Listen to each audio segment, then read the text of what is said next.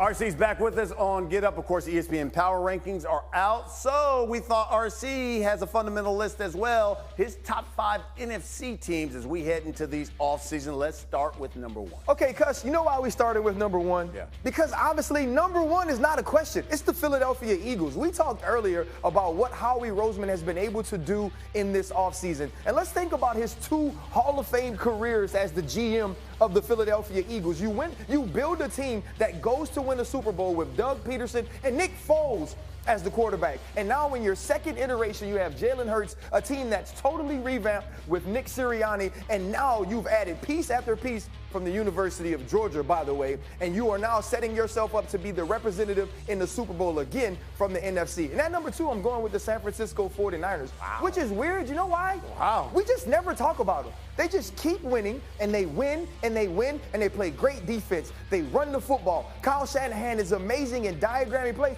and he can play with, like, any quarterback. And I know it's going to be like, okay, maybe. But the quarterback is hurt, too. But Brock Purdy, who got hurt, and we watched him play throughout the season after Jimmy Garoppolo was injured, he had them in a position to beat the Philadelphia Eagles. If not for that injury, if not for losing J.J. after him, you have an opportunity to win. I'm going to go Dallas Cowboys. Oh, no, come on. And now, first off, I'm doing it for the show, B. You know you got to talk about the Dallas. Hell no, they should be doing. Are you a Cowboys fan? Yes. They should be 1. This one I thought we had some good Kappa Alpha size energy. But when you look at the Dallas Cowboys, I think it's a team that decided to stay steady. You go first round, you get a defensive tackle because you need to stop the run. Yes. Now we see Micah Parsons is continuing to build himself up to play that defensive end position. I believe Stephon Gilmore is one of the more underrated moves made in this offseason because now you have a guy opposite Diggs that can show him some of the veteran things that has made this guy a defensive player of the year, and I believe that is huge. At number 4, I'm going with the Seattle Seahawks. Okay. And I know people are going to be like, oh, but it's just Geno. Oh, but it's just Pete Carroll. But you go out and you add Jackson Smith and Jigba in the first round with DK Metcalf, with Tyler Lockett, with us seeing the ascension of Geno Smith to being a very viable franchise quarterback. And now Bobby Wagner is back in Seattle where he always belonged. And this is a team that I expect to be better on defense. But when I watch what they were able to do offensively last year, this is a team that was explosive. And now you think about some of those turnovers created by San Francisco in the first round of the playoff. I don't expect those things to happen down the stretch. They'll finish second in the West, but they'll be one of the top 5 teams in the NFC. And at number 5, Come on. I'm freaking fired up about this. The Detroit Lions. Now, I'm gonna be honest. Yeah. I was pissed off with Detroit in the first round. Right? You go running back early. I was like, Yeah. Then you go to linebacker that I felt you could have gotten in the second round, and I was like, Then you get the tight end. Now you get the safety. This is a team in the Detroit Lions that found ways to make themselves better. You added pieces on the back end to a secondary that we actually saw gel down the stretch of the season. Jared Goff has made himself a quarterback who deserves another contract in Detroit. And Amon-Ra St. Brown is somebody from his draft class that was full of wide receivers that is showing that he can be an all-pro in the future. I think the Detroit Lions are the team that wins the NFC North. Yeah, we'd like to see, are they Simba or are they the Lion King this year? We'll see. Okay. Simba became the Lion King. Well, that's true. But let's see if they make that transition. The hyenas are taking over the Pride Lands. Tim, you saw the list here. How far, in your opinion, are the Cowboys from the Eagles? Well, let me just say this, okay? And RC knows this. We've worked together a long time. I am negative. It's so easy for me to see somebody's list and just tear it apart. Negative. We know that, okay? Now, here's the thing. RC and I also have worked together. Clearly, we've worked together for way too long. Teammates once upon a day back in Washington. Here's the deal. A little Post-it note that I wrote down, okay? Hey, these are the teams. This is my top 5 list. It's the stinking same thing as RC's list. It's the same exact. I can't even be negative. That's all I want to do is come tear apart his list. It's the same list. I love it. Jeff, be the voice of reason here. What do you think?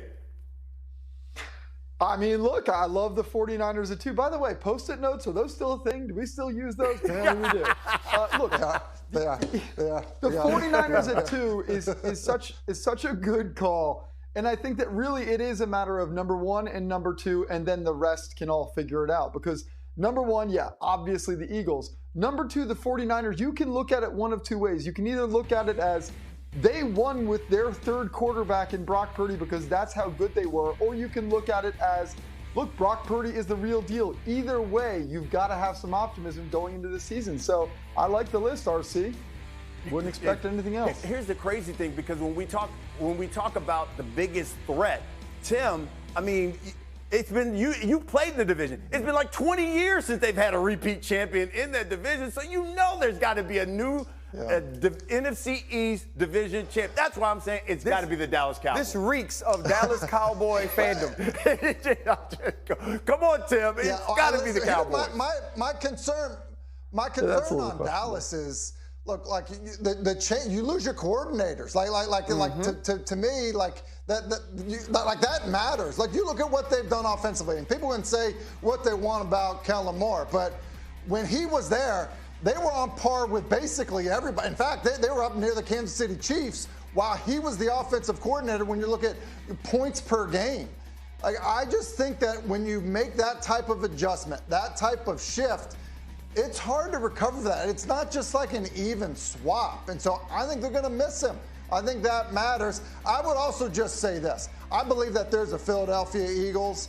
And then when you go Niners, Cowboys, and you want to run down the list, I think there's a pretty significant gap from the Philadelphia Eagles and everybody else that we want to say is a threat. And listen, I know that, but you also had an offensive coordinator who was just enamored with points and didn't know how to control the clock. Now your head coach is taking over, a head coach calling plays, a head coach who's won a Super Bowl when he was calling plays. A head coach that can't figure out when to spike the ball, a head coach that lets a team run a draw when there's 13 seconds, a head coach that can't stop Jackson ascending into the top tier of passers, added to that athleticism with Odell Beckham Jr. on the outside, Rashad Bateman. We all know what Mark Andrews is, and J.K. Dobbins in the backfield. This could be the team facing the Kansas City Chiefs in the AFC Championship. And also Joe Burrow and the Cincinnati Bengals. If we are going to see the Baltimore Ravens and Lamar Jackson become a contender, then the Cincinnati Bengals, a team that's been to the AFC Championships the last 2 seasons and haven't quite gotten over that hump to get that Super Bowl ring, where does that put them? We know that they're going to be working on Joe Burrow's contract. He has players on the outside that can make huge plays, and Lou Anarumo and that defense have been great in the playoffs. Can they finally make that run to the championship and come home with that ring? And lastly but not least, let's talk about Aaron Rodgers. And see, y'all tricked me. Y'all threw Aaron Rodgers up there, and then Philadelphia came in, and we got it right. I was trying to pivot and make an adjustment, but the Philadelphia Eagles, we watched Howie Roseman go absolutely Super Saiyan in the draft this year, making trades, getting DeAndre Swift, adding him to the backfield, moving up and getting 2 of the best defensive players in the entire draft in the first round from Georgia, and we know what Jalen Hurts can do, and that's why he got the big payday. Which team in the NFC is now going to step up and find a way to compete against them, because they are clearly the #1 team in the NFC? Well, RC, looking at the ESPN NFL Power Rankings post-draft, the Jets check in at number 12. That ranks 8th among AFC teams. All the teams ahead of them made the playoffs, you remember, last season. Gang Green, of course, has the sport's longest active playoff drought, last making it to the postseason 2010. Okay, so are you buying then that the Jets are the 12th best team in the NFL? No, I don't buy that. I mean, when you look at the New York Jets last year with subpar quarterback play, they were a team that was in contention for the playoffs in the AFC the entire year. This is a defense that I felt was Super Bowl caliber last year, and now you give them another year under their belt. A guy like Sauce Gardner ascending into his second year, that was already a first-team All-Pro player. Quinnen Williams up front in that Aaron Donald, Chris Jones conversation, and you add Aaron Rodgers to the offense. You bring over a new offensive coordinator. You get some of those pieces he's used to, and then Garrett Wilson being in his second year as Offensive Rookie of the Year. I think this is a team you could see contending to win the AFC East, and once they get rolling, because it's not necessarily how they're going to start the season, it's the way that they continue to gel, form that chemistry, find ways to play together. This is a team that could be one of the best in the entire NFL once the playoffs roll around. Tim, that means they're the 8th best team in the AFC. I know they're loaded. What do you think? Well, I think they're really good. I don't know that we're giving the Jets enough credit for landing Aaron Rodgers. Here's why I say that. You know, Ryan said subpar quarterback play last year. They threw as a team 15 touchdowns and 14 interceptions. The New York Jets were handcuffed by terrible quarterback play. Aaron Rodgers had a broken thumb in a disastrous season. He threw 26 touchdowns and 12 picks.